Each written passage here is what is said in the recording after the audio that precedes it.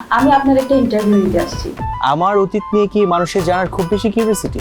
আমি আপনার অতীত থেকে লেখাটা শুরু করতে যাচ্ছি। বিকেলে শুটিং সেটে আসুন, কথা হবে। তুমি এভাবে ওর বায়োগ্রাফি করতে পারবে না।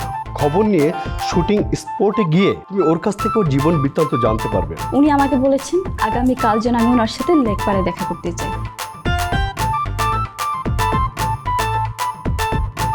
উইদাউট পারমিশনে কারো বাসায় আসাটা যে অন্যায় সেটা কি আপনি জানেন? আমার ভুল হয়ে গেছে। আরে ভাগ্যিস আপনি ভুলটা করেছিলেন। আপনার কথাগুলো একদম কবিতার মতো। প্রেমে পড়ে গেলেন বুঝি?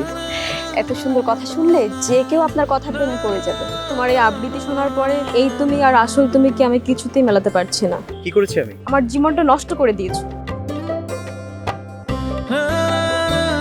আপনি এত অল্প বয়সে এবং কম সময়ে এত জনপ্রিয়তা কিভাবে অর্জন করেছেন এটাও মানুষ জানতে চায়। যতদিন পর্যন্ত আমি স্ক্রিনে ভালো কাজ করব ততদিন পর্যন্ত মানুষ আমাকে মনে রাখবে। যেদিন থেকে আমি ভালো কাজ করতে পারবো না, মানুষ আমাকে ভুলে যাবে। It's very simple.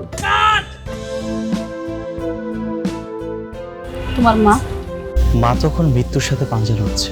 মানে ওই অমানুষটার অত্যাচার ধীরে ধীরে এতই বেড়ে গিয়েছিল যে অনু শারীরিক ও মানসিকভাবে অসুস্থ হয়ে পড়ে। এলাকার এক বড় ভাই এসে আমাকে জানায় অনুকে ঢাকায় নিয়ে আসার জন্য।